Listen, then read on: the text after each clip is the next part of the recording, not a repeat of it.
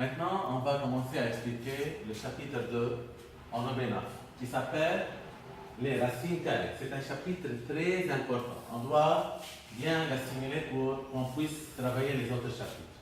C'est quoi les racines carrées? Tout d'abord, on a déjà expliqué en OB8, c'est quoi la définition, c'est un rappel, c'est quoi la racine carrée d'un nombre.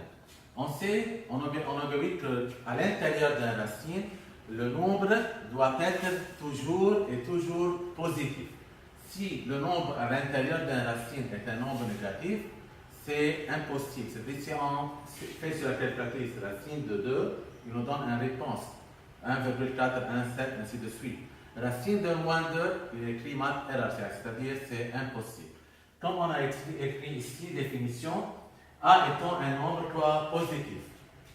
Racine de A s'appelle la racine carrée positive de A. Racine de A se lit, on dit radical de A, mais en mathématiques, on dit nous racine carrée de A. Par exemple, ici, racine de 2, c'est un nombre avec, à l'intérieur d'une racine, un nombre positif, c'est vrai. Racine de 5 existe.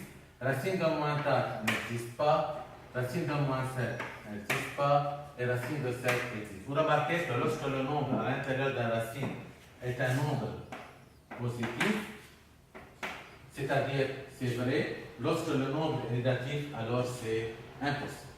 C'est comme rappel ce qu'on a expliqué l'année passée. Maintenant, on va passer à expliquer la deuxième partie, qui sont les propriétés d'un racine carrée. Quelles sont les propriétés d'un racine carrée? On commence. Si on multiplie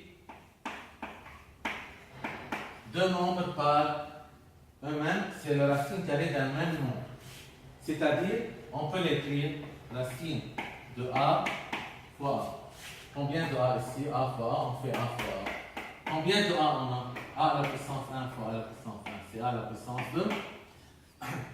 Ce qu'on a expliqué la semaine passée, que le carré et la racine ne se rencontrent pas. Lorsque le carré existe et la racine existe, les deux s'annulent. On obtient le nombre sans racine et sans carré. C'est le nombre A. Alors, racine de A fois racine de A, on peut directement passer de ce donné-là à ce réponse. Racine de A fois racine de A sans passer d'ici, il nous donne, par exemple, si on a racine de 2 fois racine de 2, on peut directement écrire quoi? 2, et ainsi de suite. Maintenant, on va donner un remarque aux premières propriétés. Qui dit, lorsqu'on a racine de A au carré, c'est la même, on a racine de A au carré. Ce sont les deux écritures qui nous donnent la même réponse. Carré et racine s'annulent. Carré et racine s'annulent, on obtient quoi? Le nombre A. Par exemple, racine de A au carré, c'est-à-dire racine de A, le tout au carré, il nous donne quoi? On nous donne A. Par exemple, ici on a racine de 3 au carré, ou bien racine de 3. Le tout au carré, qu'est-ce qu'il nous donne? Il nous donne le nombre 3. La deuxième propriété, si on veut multiplier deux racines qui ne seront pas les mêmes, il n'existe pas à l'intérieur de racine le même nombre, on écrit racine de A fois B. Par exemple, racine de 2 fois racine de 3. Qu'est-ce qu'il nous donne? Racine de 2 fois 3. On multiplie 2 fois 3, on obtient racine de 6. On arrête de travailler. Maintenant, si on a la troisième propriété, racine de A sur racine de B. Il nous donne racine de A sur B. Comme exemple, racine de 2 sur racine de 3. Il nous donne racine de 2 sur 3. Et par exemple, avant de passer à l'exemple, on va donner la quatrième propriété. Alors, on a la première propriété, racine de A fois racine de A, c'est A. Racine de A fois racine de B, c'est racine de A fois B. Racine de A sur racine de B, c'est racine de A sur B. Et racine de A sur B, c'est racine de A sur racine de B. Contrairement, on peut travailler. Maintenant, si on a racine de A à la puissance de 4, par exemple, il y a un nombre pair autre que 2.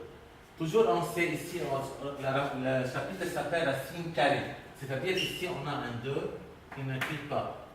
Pour qu'on puisse ressortir ce nombre-là à l'extérieur de la racine, on fait a à la puissance 4 divisé par quoi?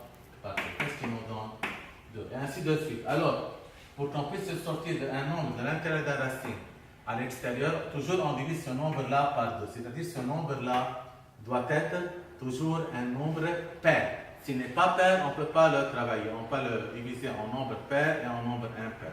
Qu'est-ce que cela veut dire? Par exemple, si on a a à la puissance 5 ici, on écrit comme ça. Toujours pour transformer en C un chiffre pair ou bien un nombre impair en un nombre pair, on doit enlever 1. Par exemple, il y a un A1 fois, qu'est-ce qu'il nous reste si on enlève le 5, 1? Il nous reste A4. Le A1 est toujours à l'intérieur. Le A4, pour le ressortir, qu'est-ce qu'on fait? On le divise par 2 dans nos têtes. 4 divisé par 2, qu'est-ce qu'il nous donne? A2 racine. On arrête maintenant. Ensuite, on continue.